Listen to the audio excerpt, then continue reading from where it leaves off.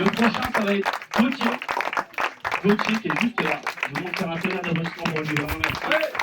Merci, vous étiez super en tout cas, ça fait plaisir. Merci beaucoup.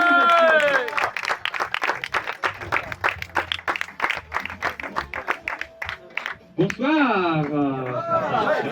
On est au Warzone, un bar de jeux vidéo, donc bah, vous êtes des geekos ou quoi? Alors comme ça on fait des top 1 sur Fortnite, on chill un maximum sur Twitch pendant qu'on fait des Mario Kart ou des Super Smash Bros sur la Nintendo Switch. Désolé, je fais ça parce que je veux faire croire que je suis un vrai gamer. En vrai, je pense que je suis pas totalement un vrai gamer, un petit peu quand même. Je vais me présenter, je m'appelle Gauthier, donc comme on a dit mon nom. Et je joue aux jeux vidéo et j'ai envie de me faire pardonner ce soir auprès de l'instance des hardcore gamers, je sais pas si on peut dire ça. J'ai été peut-être trop fan de Nintendo à une époque. J'ai été ce qu'on peut appeler un Nintendo fag. Déjà j'ai acheté la Wii U quand ça existait. Je sais pas si vous vous rappelez. Est-ce que vous vous rappelez de la Wii U à tout hasard? Ouais, la console qu'il y avait entre la Wii et la Switch. Voilà. Est-ce que par hasard quelqu'un a acheté la Wii U ici? Non. Yes, wouh. Voilà, bah on est vraiment à la bonne vieille équipe de pigeons. Ah ouais.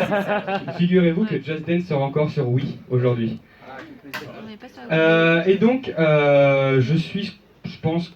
Ouais, j'ai été un défenseur de la Wii U même. Je me disais, ouah, mais attends, tu dois acheter la Wii U, elle est trop bien, il y a genre 10 jeux qui sont sympas. J'ai convaincu personne à part moi-même. Je pense que niveau jeux vidéo, je pense qu'on peut m'appeler un semi-casual parce que je considère avoir plutôt beaucoup de connaissances sur le jeu vidéo, mais je joue pas énormément, en tout cas à des jeux récents. Le jeu le plus récent que j'ai dû acheter, ça devait être The Witcher 3. Et comme j'aime bien avoir les meilleures versions des jeux, je l'ai acheté sur Switch. Parce que en fait, moi ce qui m'attire avant tout dans les jeux, c'est quand les graphismes sont pas ouf, et en plus que ça rame. C'est vraiment mon critère d'achat d'un jeu, c'est vraiment quand on n'aime pas ce qu'on regarde et qu'on déteste la sensation de jeu. Du coup, The Witcher 3 sur Switch était fait pour moi. Mais ce dont je voulais parler par rapport aux jeux vidéo, c'est une obsession que j'ai, c'est avec la mort. Je trouve ça trop cool, la mort, dans les jeux vidéo, hein, on s'entend bien. Parce que c'est un truc qu'on peut tester, qu'on peut pas tester justement dans la vraie vie, qu'on peut faire dans les jeux vidéo. On peut pas dire vas-y, je vais sauter du pont pour voir ce que ça fait, de toute façon je vais repop. On peut pas faire ça. Et voilà, la mort, utiliser la mort dans un jeu vidéo, c'est un peu comme un avant-goût de ce qui va se passer. Parce que je veux pas, désolé si je spoil quelqu'un, mais à la fin de notre vie, on meurt. J'espère que je vous bouleverse pas, hein, ni rien. Voilà. Et donc, voilà, la mort, c'est un avant-goût, hein, c'est une espèce de moi gratuit, quoi, qu'on peut avoir avec les jeux vidéo. Et du coup, pourquoi? J'ai à chaque nouveau jeu que j'achète, quand je le découvre, je passe bien 1 heure, 1 heure et demie à tester toutes les manières différentes de mourir. Je saute dans tous les sens des immeubles, je balance des grenades à mes pieds, je provoque les gens et puis je me laisse tuer pour voir comment le gars il tombe, comment on pourra toutes les animations différentes. Je peux vraiment, typiquement The Witcher 3, j'ai passé 1 heure dans le tutoriel à juste sauter d'un rempart pour mourir et voir ce que ça faisait. Les chargements étaient relous, par contre ça durait genre 1 minute 30 à chaque fois, du coup ça m'a saoulé, mais la pénibilité était ok par rapport au plaisir que j'ai ressenti en mourant. Mais du coup, pourquoi est-ce que j'aime autant mourir dans les jeux vidéo? C'est pour 2 raisons. De 1, du coup voilà, parce que ça nous fait un petit avant-goût qu'on peut pas tester dans la vraie vie. Et de 2, parce que souvent dans les jeux vidéo, on a des personnages qui nous accompagnent, ou alors qui sont en communication avec nous, par exemple dans Metal Gear Solid. Et puis quand on meurt, ils sont en communication et ils apprennent la mort de manière, on sait pas trop comment, mais ils l'apprennent et ils font Snake! Snake! Snake! Je me suis entraîné, j'espère que ça se voit.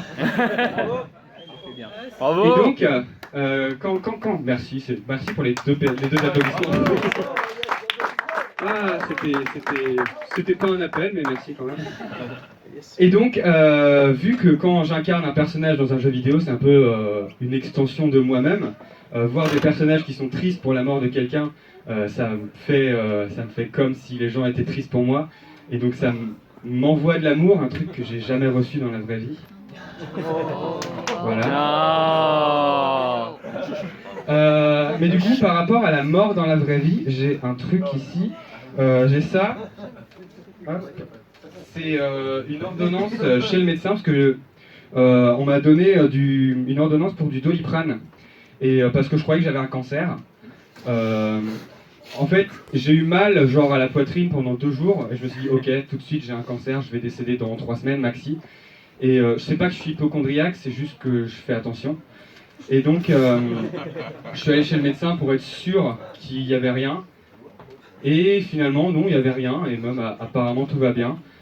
Du coup, j'ai une théorie aussi, c'est que on peut pas mourir.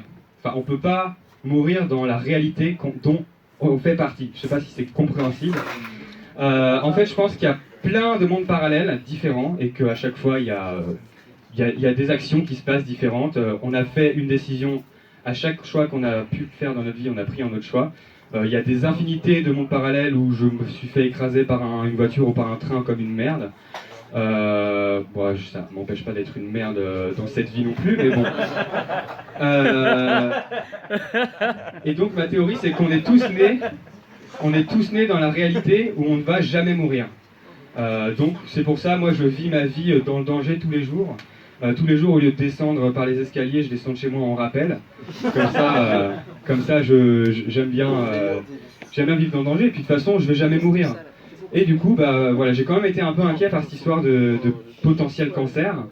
Mais finalement, tout va bien. Et selon ma théorie, qui se vérifie encore une fois, du coup, tout va bien. Du coup, je vais continuer à vivre ma vie tranquillement peinard, tout en vivant quand même dans le danger. Je vous remercie de m'avoir écouté. Je vous souhaite une bonne soirée.